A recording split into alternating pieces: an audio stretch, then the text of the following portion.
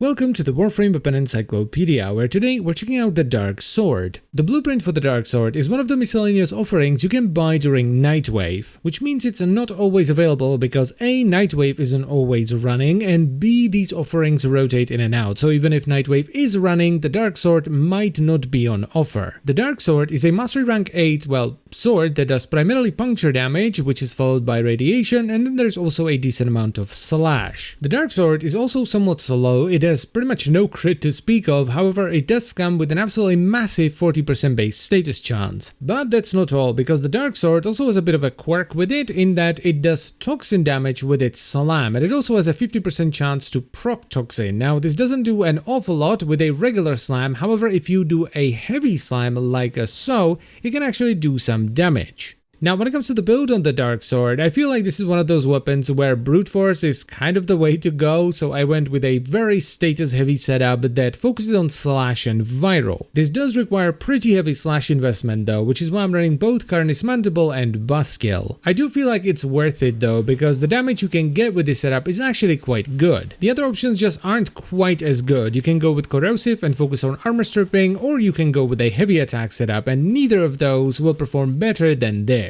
It doesn't have the most amazing DPS in the world, and it takes a few swings to take down some of the beefier enemies, especially at higher levels, but it's not too bad for a Mastery Rank 8 weapon that you just get from Nightwave.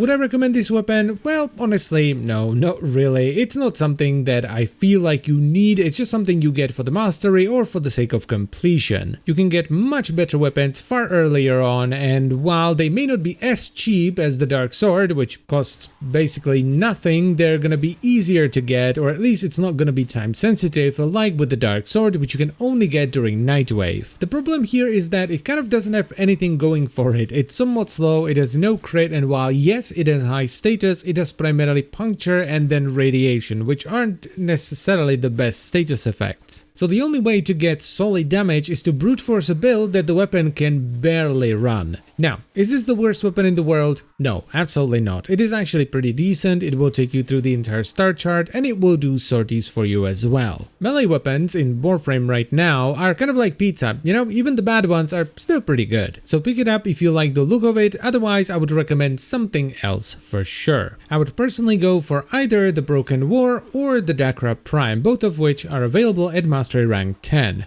And that is pretty much it, so I thank you very much for watching. As always guys, I hope you've enjoyed the video and found it helpful, and I will see you next time.